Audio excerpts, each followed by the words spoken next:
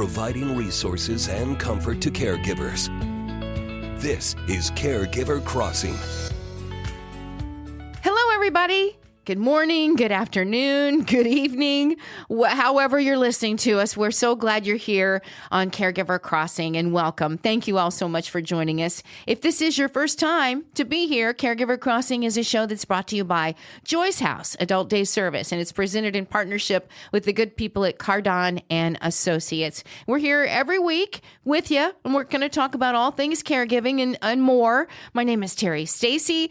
Tina McIntosh, she's just away for just a bit here, and we'll be back shortly. And also here is our producer, Noah. Hi, Noah. Hello. How are you? I'm good. How are you doing? I'm so good. I'm happy to be here today. Good. And time flies by. Here we are. Oh, my gosh. It's already August. I know it's August, and we're into it. And we're already almost done with the summer, too. Yeah. We've only got about a month left. Kids are going back to school right and left, and time is flying, for sure. Yes, Noah Taylor. He is here and he produces each and every week. Thank you for coming, Noah. Oh, thank you so much for being here, Terry. I actually have something really cool to talk about today. Okay. Tina sent me this really heartwarming TikTok. I'm just going to go ahead and start talking about it a little bit. Okay. So this is the story of Alex and Andy, Pet Bandanas. This is a TikTok I saw. Okay. This is a small business with a really big heart. Aww. So Uncle Andy suffered a severe stroke that caused right side paralysis, turning his world upside down. But rather than letting this setback define him and really define his life, he found a new way to express his creativity and maintain that independence too, so he can still do stuff all on his own. He took up drawing and designing shirts, all with his left hand since he's paralyzed on the other side. Since he was paralyzed, I'm looking it up right now. He's Yes. sitting in a wheelchair. Yes. Each design is a testament to his hard work and the determination. And you can see in these TikToks that he pours his heart into every single order and design. I mean, he even writes a special thank you note for each person that orders a shirt. Who orders a shirt or a bandana. He will write that specific thank you note to the. I love this story. I know, isn't this incredible? Despite the challenges, Andy really perseveres, crafting each piece with love and dedication. His efforts don't stop there. Like I said, he includes the personal thank you note with every order. They always have a special touch that makes every customer feel appreciated. Well, I'm sure it keeps him really busy. I'm sure it's keeping him busy, and it's also maybe helping and sharpening his motor skills. That therapeutic power of art. Yes, It's there. It's art. It's music. Yeah. It's a little bit everything to keep your brain active too. The routine not only keeps him busy. It demonstrates the therapeutic power of art. It's really incredible.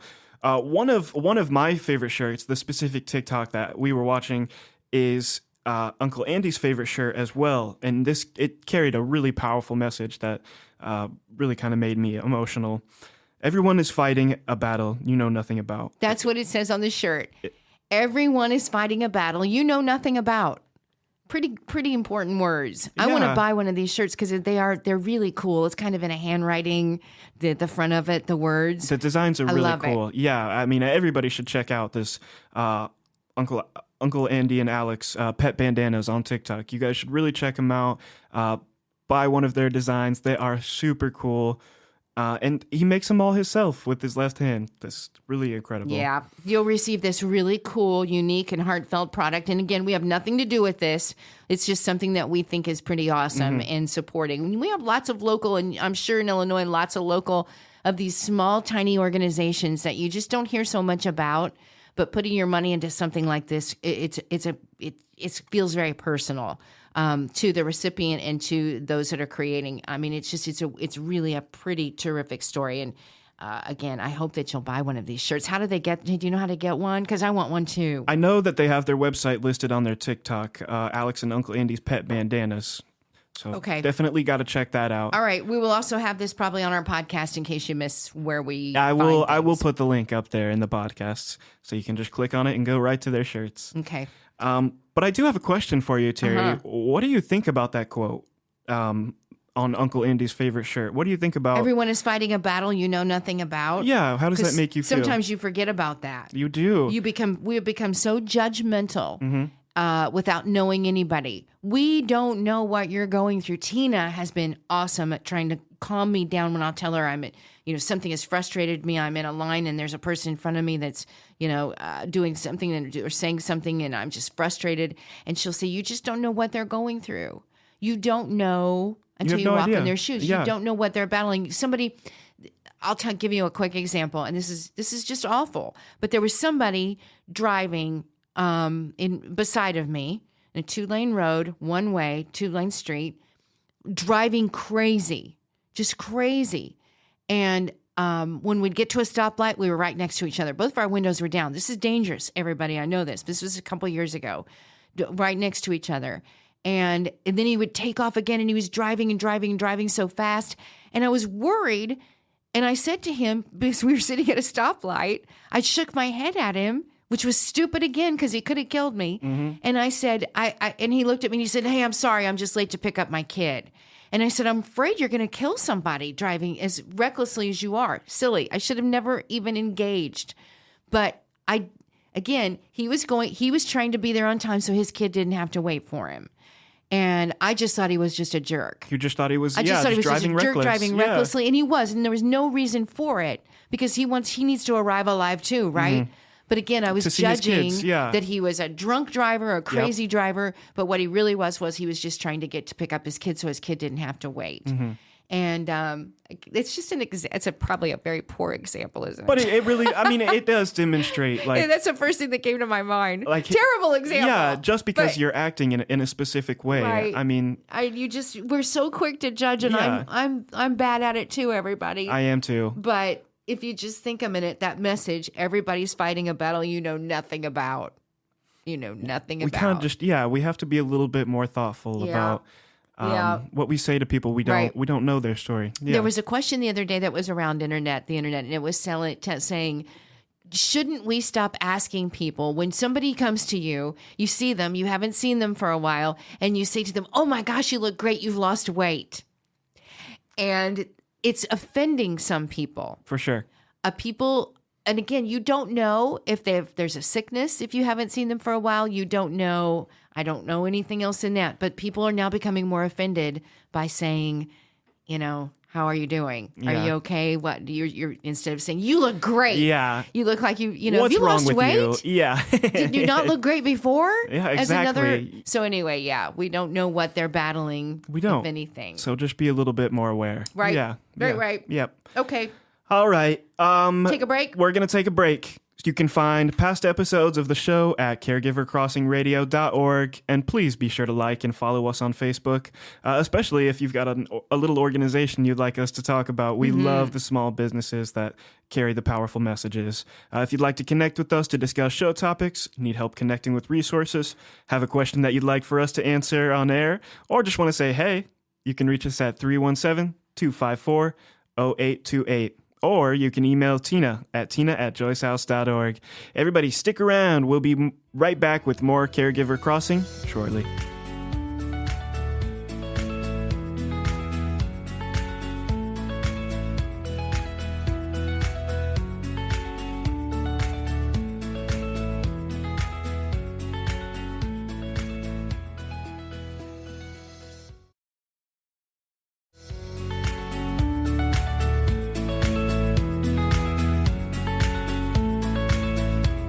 Welcome back to Caregiver Crossing. I'm Terry Stacy along with Candace Hattabaugh. Well, there's a major health crisis on the rise nationwide as direct support professionals continue to quit in droves, leading to increasingly poor health outcomes for Americans living with intellectual and developmental disabilities. Here to talk about the possible solutions is Dr. Craig Escuday. He's president of Intellect Ability. Thank you so much for spending time with us today. How are you, sir?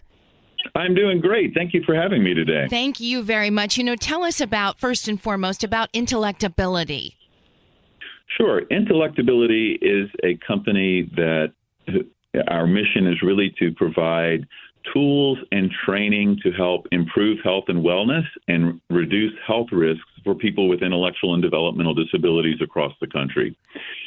And developed, by the way, the health risk screening tool. That tool is a tool that's used, again, across the country to screen for health risks that are often missed in people with intellectual and developmental disabilities. And it also provides action steps to help supporters mitigate those risks and reduce health risks and improve health outcomes for people with IDD. The American Network of Community Options and Resources recently published the results of its 2023 State of America's Direct Support Workforce Crisis Survey, polling 581 healthcare organizations operating across 45 states nationwide. When we look at those results, what jumps out at you immediately? It's pretty startling. So many of us, including people with intellectual and developmental disabilities, rely on the support of others to function in society, really. And we all need help at different times. And sometimes we look towards paid caregivers for that support. It may be coming into our house to provide assistance with meals, assistance with getting dressed, maybe transportation activities to keep us involved in society. What we're seeing is that more and more people are leaving this field. And what happens is it results in an inability to provide appropriate supports and services for so many people, again, including people with intellectual and developmental disabilities. But this really affects people in all areas across the population, including people that are aging, people who have had various injuries or traumatic brain injuries or other disabilities as well, who rely on others for support. What do you think's going on? Why is there such a high turnover rate for direct support professionals who care for disabled Americans? I think one of the big reasons is the pay for this type of work really has not kept up with what is needed for people who work in this line. It's a pretty challenging field, but it's also extremely rewarding. But there's a lot of responsibility associated with providing care and support for others.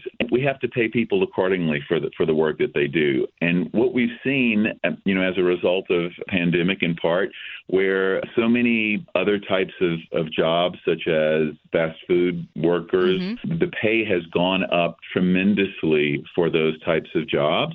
If you have an option of, working with someone on a daily basis, there's a lot of training involved. There's sometimes some risks and some challenges. Or working in a fast food restaurant where you can make more money, many people are going to choose to work in that other industry rather than in a support type industry. And I think that certainly plays a role in why people are not moving towards this field and moving away from this field. Dr. Craig Escuday is with us. He's the president of Intellect Ability. And you mentioned education a lot in how that may help decrease high turnover rates nationwide. How would that work? So one of the reasons people, somebody told me this a long time ago, people don't work for money. And I didn't understand that, because at the time I heard that, I was broke and really needed to work for money. Me too. Heard it too. Right. What I realized that statement is really getting to is that we can work in a lot of different areas and a lot of different fields to earn a living, but we are going to work in a field that is satisfying to us, where we feel capable of doing a good job and that we're providing a service that's valued by others. And I think that's one area where education comes into this field. When we are better prepared to work in a particular role and to meet the needs of that role, we're going to feel more confident. We're going to do a better job. We'll probably be rewarded for that because we have additional education and training. And that's how education and training can improve retention of employees in really any field. And that includes the field of supports and services for others in a caregiver setting such as this. That's how you improve the health outcomes, is what I think I'm learning from you, and quality of life for those individuals with intellectual and developmental disabilities. Yes. One of the many responsibilities that supporters or caregivers have in this field in particular is to be observant of changes in a person's health and to be able to recognize health destabilization early before it ends up being a problem. And we know that many people with intellectual and developmental disabilities communicate differently. They may not be able to tell you exactly what they're feeling. They may not be able to say, oh, my stomach hurts. Oh, I have a toothache. But they may exhibit these signs in different ways, and sometimes it might be through some sort of change in their behavior, and sometimes it could be aggressive behavior. And that's where training is so important, because it's so important that we train supporters in this field to be able to understand the differences in a way that a person with an intellectual disability may communicate signs of pain or discomfort. And so that education process and that training process will empower the staff to be able to act early and to reduce those health risks, maybe prevent hospitalizations or even death, because they were trained to recognize these early signs of health destabilization and act and prevent those bad outcomes. Technology is everywhere, but you say technology is being used to help new caregivers provide better care for disabled patients. How is that working? Technology comes in many different forms. You mentioned the health risk screening tool earlier. That's one form of technology where we use electronic technology to screen for health risks and then provide information to supporters so they're aware of the person's health risks and know what to do. But there are also other types of technology, such as remote sensor supports, where there are sensors that might be placed in a person's home that can detect, say, if a person is in a room or not in a room. Wow. That can detect if the stove is left on or and for how long. That can detect doors opening. And all of this information can be utilized to support that person and to identify a potential problem. A perfect example of that is, let's say a person has a sensor on their bed that can tell if the person's in the bed or out of the bed. Let's say in the middle of the night, they get up out of the bed and they move to the bathroom, and then the sensor does not detect any more movement for a certain length of time, maybe 15 minutes or an hour. That could indicate that the person got up out of bed, moved to the bathroom, and then they're not moving anymore. So they could have fallen or had some other health problem that kept them from being able to move, and can alert staff to come and check on that person right away. I'm even thinking about my father when my mother was caring for him before he passed away, and how she'd try to sleep through the night, but he would get up and move around, and how important of a tool that would be for caregivers at home, for those that are caring for their loved ones at home. Absolutely. Oh my gosh. How can we learn more about intellectability? Well, you can visit our website. It's replacingrisk.com. And we have lots of free downloadable resources on the website, especially for people who work with people and support people with intellectual and developmental disabilities, as well as a lot of articles on health and wellness and support and services, and technology related to supports for people with intellectual and developmental disabilities. Dr. Craig Escuday, President of Intellectability, thank you, and we hope you'll come back and visit us here on Caregiver Crossing. I would love to do that, and thank you again for having me today. You're listening to Caregiver Crossing, a show designed for family caregivers and the people who love them. Caregiver Crossing is brought to you as a service of Joyce House in partnership with Cardon and Associates. With locations in Broad Ripple and near the University of Indianapolis campus, Joyce House provides exceptional day services for individuals living with a life-altering diagnosis and compassionate support for family caregivers throughout the community. At Joyce House, we believe that everyone deserves to live their best life, regardless of their abilities. Learn more about our adult day and caregiver support services by calling us at 317-254-0828. Again, that phone number is 317-254-0828, or by visiting joycehouse.org today. Everybody stick around. We'll be right back with more Caregiver Crossing right after this.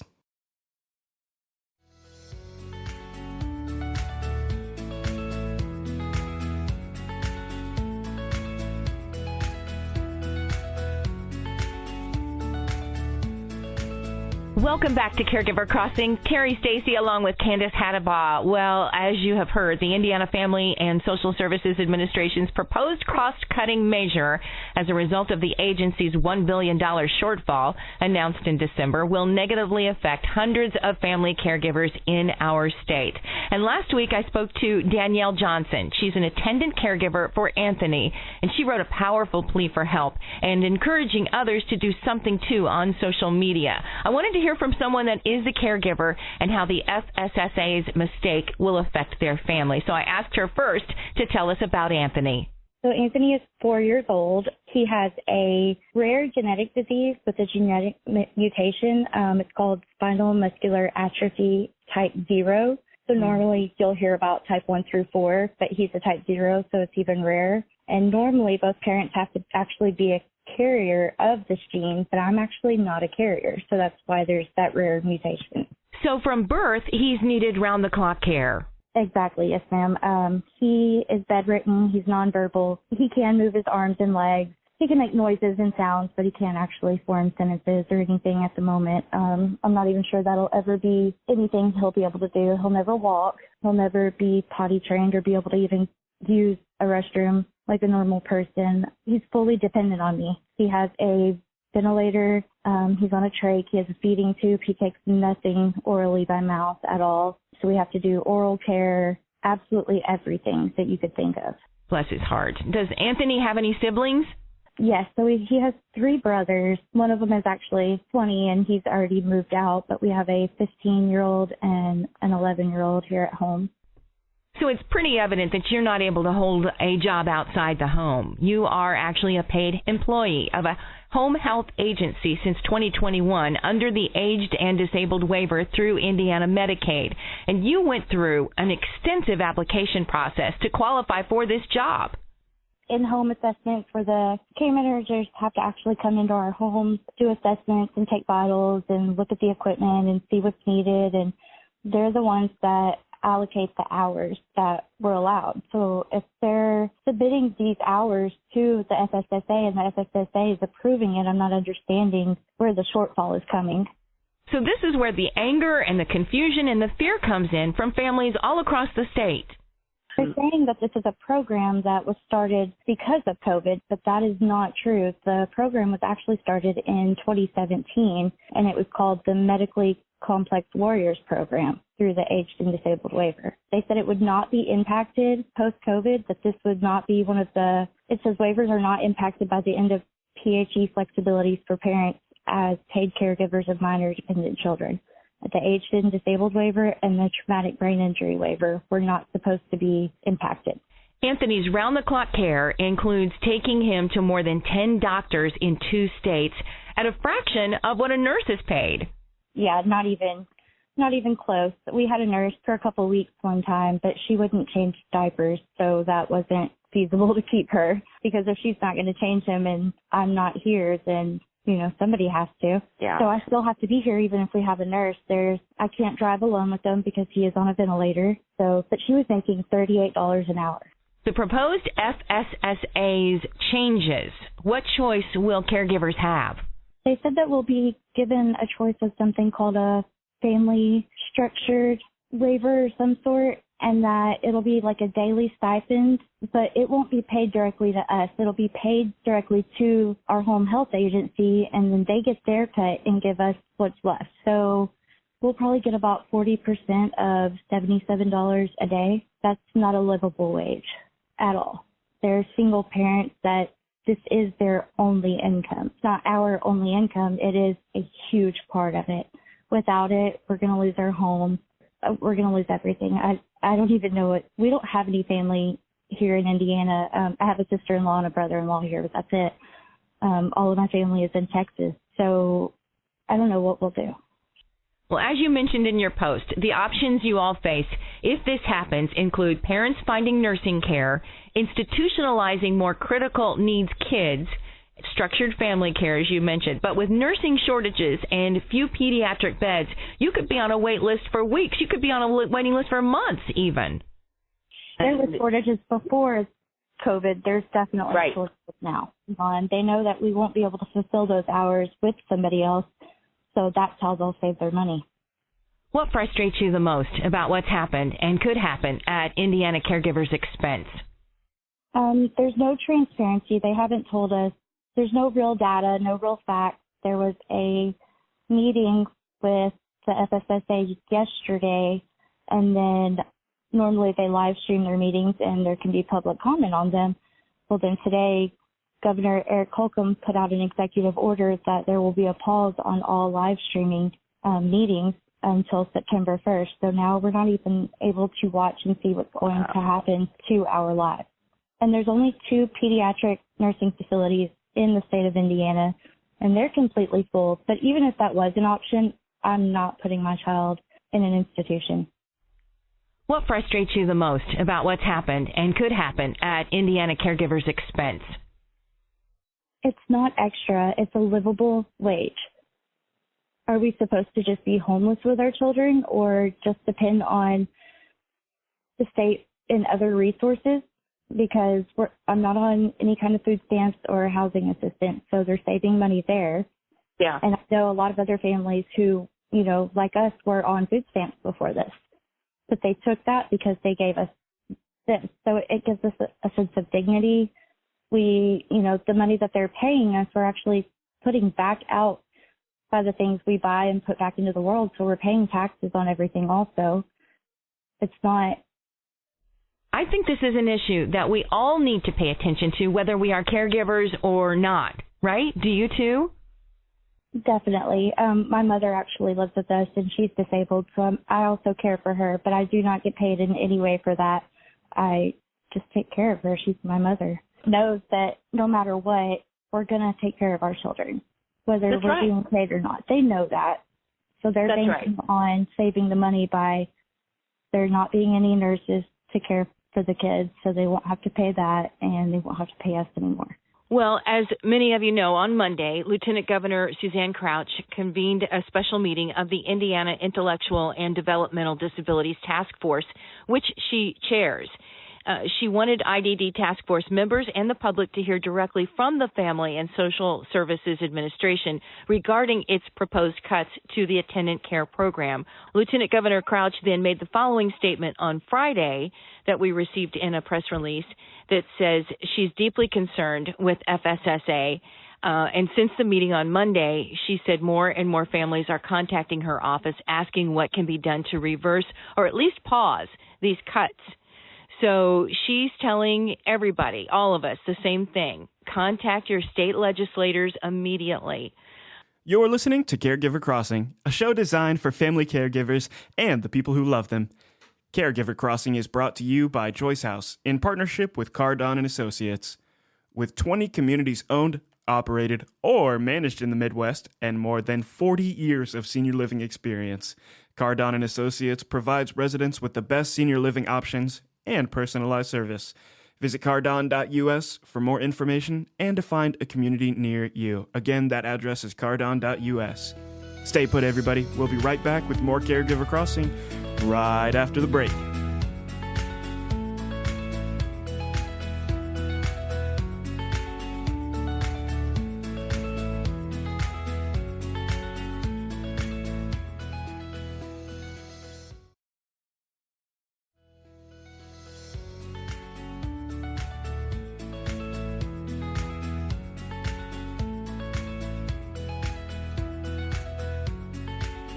Welcome back to Caregiver Crossing, everybody. Thank you so much for sticking with us, and thank you so much to all of our listeners.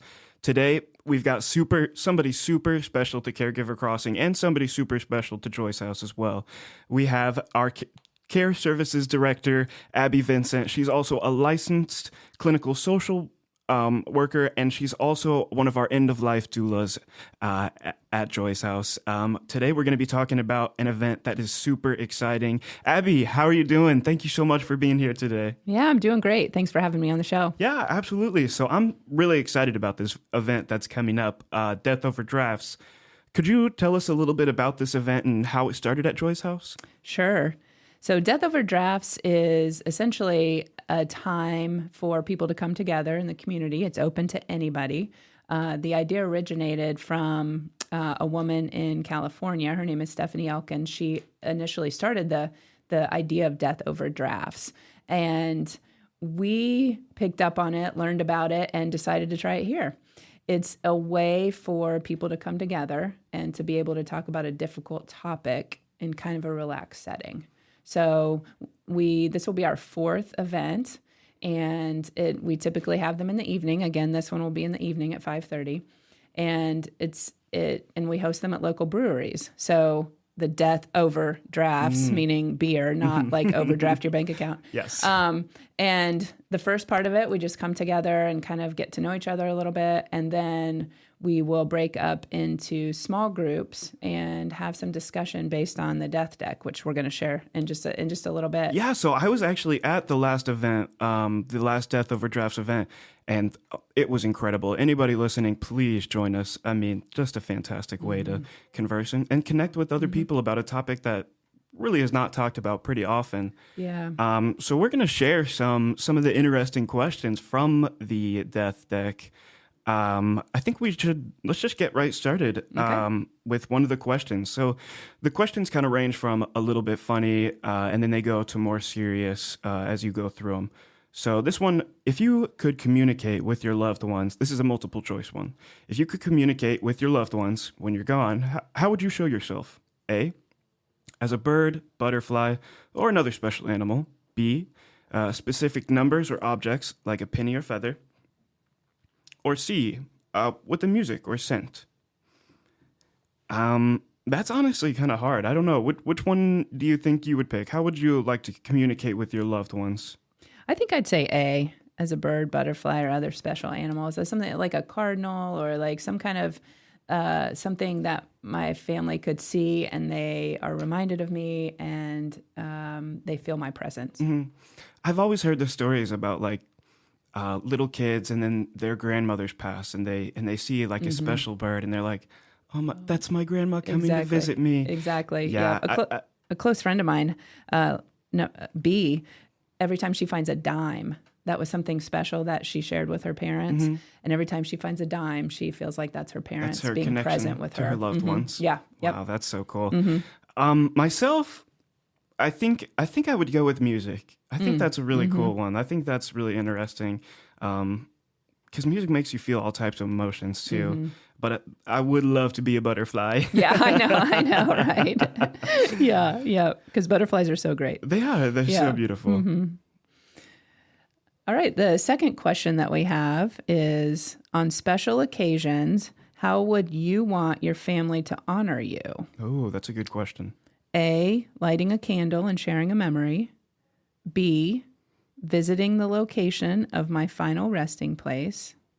Or C, bringing family and friends together to eat my favorite meal.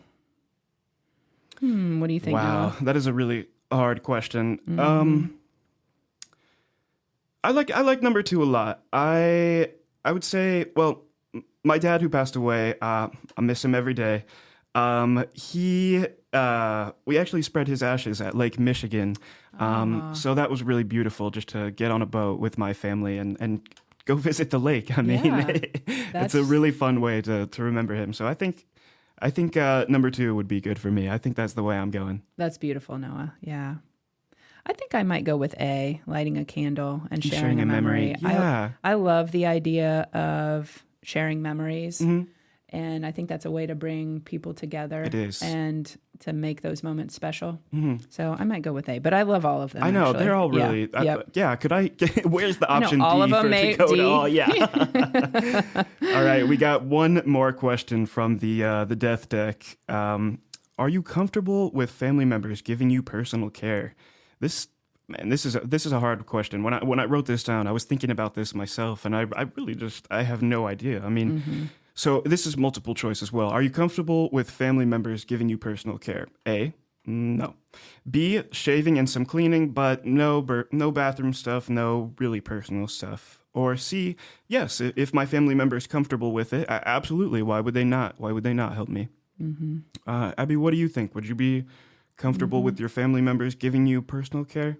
Yeah, I would. I would go with C on that. Yes, if they're comfortable. Yeah, I absolutely would too. Yeah. I mean, it's your family. They love you. Exactly. I mean, they're supposed to do anything for you. Yeah, that's right. That's right. Yeah. You would hope. Yeah, and it is a really tough scenario for some people especially as they move towards end of life. But and I love thank you for bringing these questions, Noah, because these are a great example of some of the things we talk about at Death Overdrafts.